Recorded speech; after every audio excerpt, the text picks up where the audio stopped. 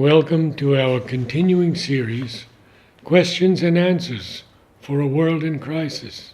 Today, Depression, Part 2. From the Mother.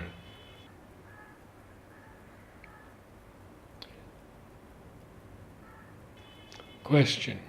Despite my disturbances and depressions, I will do my best to progress in my studies, but it will only be possible with the constant help of your force.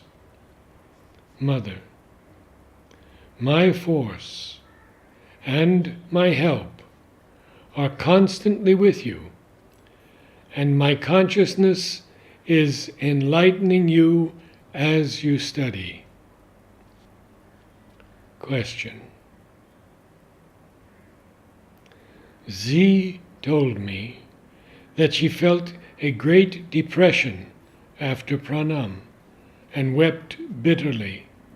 She would like to know the cause of this movement.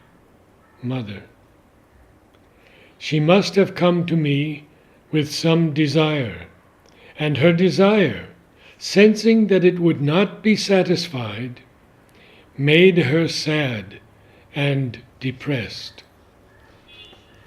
It is more or less what happens to you, too. 23rd May, 1935. Disciple. The same mistakes are always drawing me away from you, and I have to take refuge in solitude. Mother, you must know whether you can do it without falling into a depression, which would be even worse than gossiping. 18 June 1935. Question. My studies are suffering because of constant depression.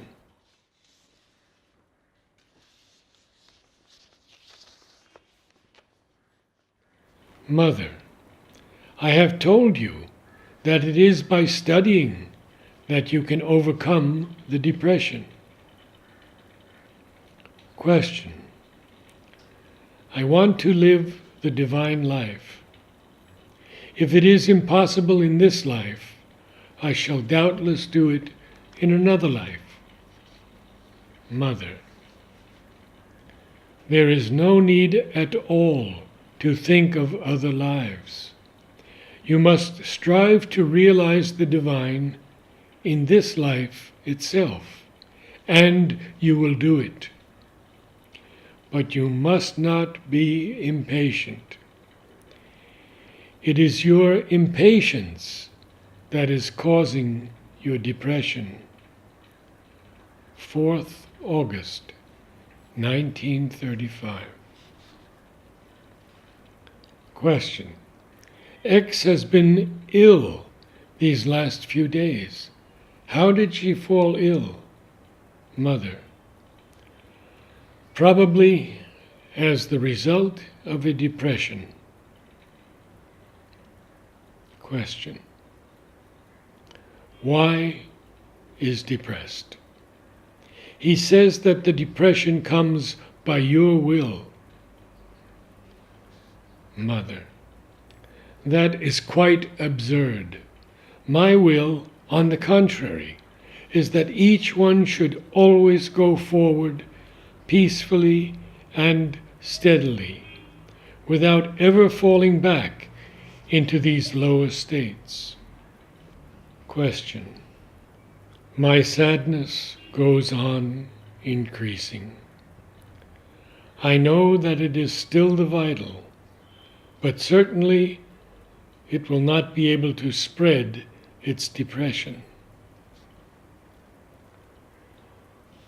Mother, I see no reasonable cause for this sadness.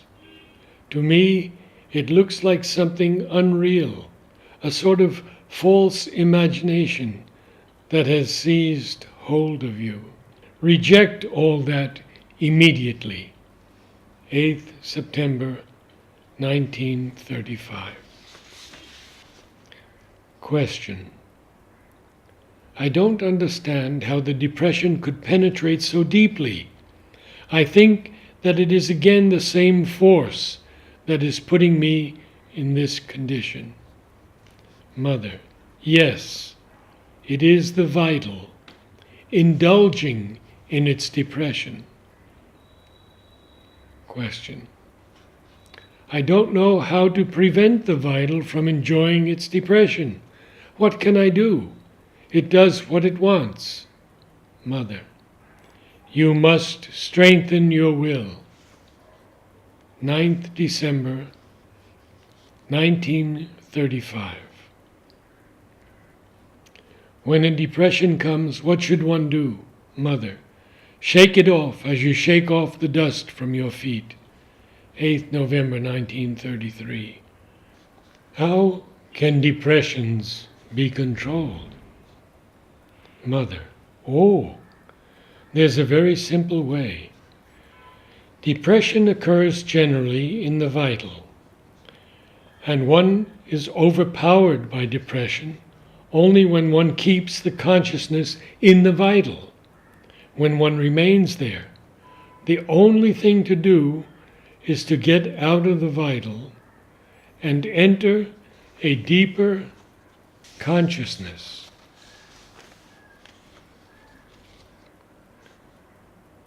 Even the higher mind, the luminous higher mind, the most lofty thoughts have the power to drive away depression. Even when one reaches just the highest domain of thought, usually the depression disappears. But in any case, if one seeks shelter in the psychic, then there is no longer any room for depression. Depression may come from two causes, either from a want of vital satisfaction or from a considerable nervous fatigue in the body. Depression arising from physical fatigue is set right fairly easily. One has but to take rest. One goes to bed and sleeps until one feels well again, or else one rests, dreams, lies down. The want of vital satisfaction is pretty easily produced, and usually one must face it with one's reason, must ferret out the cause of the depression, what has brought about the lack of satisfaction in the vital. And then one looks at it straight in the face and asks oneself whether that indeed has anything to do with one's inner aspiration, or whether it is simply quite an ordinary movement. Generally, one discovers that it has nothing to do with the inner aspiration, and one can quite easily overcome it and resume one's normal movement. If that does not suffice, then one must go deeper and deeper until one touches the psychic reality. Then one has only to put this psychic reality in contact with the movement of depression, and instantaneously it will vanish into thin air.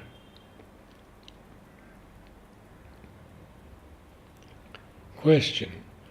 Once the psychic has come to the front, can it withdraw again? Mother. Yes.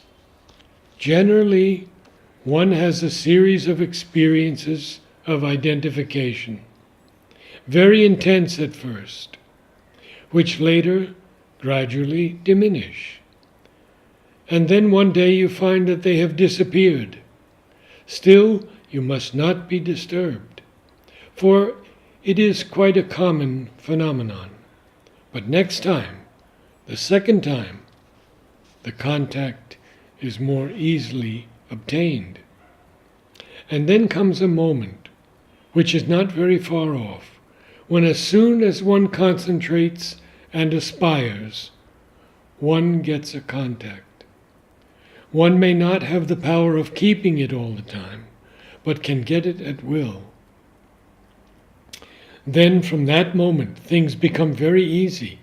When one feels a difficulty, or there is a problem to be solved, when one wants to make progress, or there is just a depression to conquer, or an obstacle to be overcome, or else simply for the joy of identification, for it is an experience that gives a very concrete joy.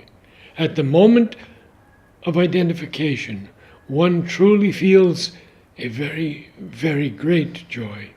Then, at any moment, whatever, one may pause, concentrate for a while, and aspire. And quite naturally, the contact is established, and all problems which were to be solved are solved.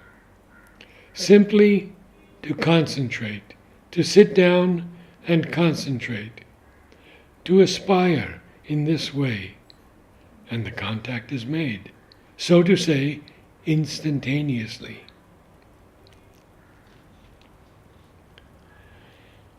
There comes a time, as I said, when this does not leave you. That is, it is in the depths of the consciousness and supports all that you do, and you never lose the contact. Then many things disappear. For instance, depression is one of these things. Discontent, revolt, fatigue, depression, all these difficulties. And if one makes it a habit to step back, as we say, in one's consciousness, and see on the screen of one's psychic consciousness, see all the circumstances, all the events, all the ideas, all the knowledge, everything, at that moment one sees that and has an altogether sure guide for everything that one may do. But this, perforce, takes a very long time to come.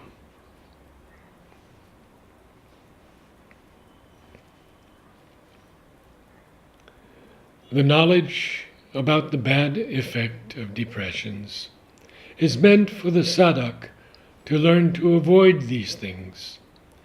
He cannot expect people to flatter his failures or mistakes, or indulge his foibles merely because he has the self-habit of indulging in depression and hurting his nervous envelope if that is done.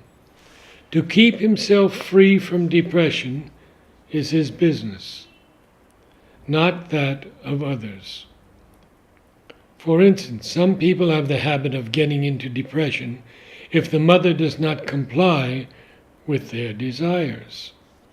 They must learn to get rid of this habit of mind. So with people's wish of encouragement or praise for all they do, one can be silent or non-intervening. But if even that depresses them, it is their own fault and nobody else's. Of course, it is the same in ordinary life. Depression is always hurtful. But in sadhana, it is more serious because it becomes a strong obstacle to the smooth and rapid progress towards the goal.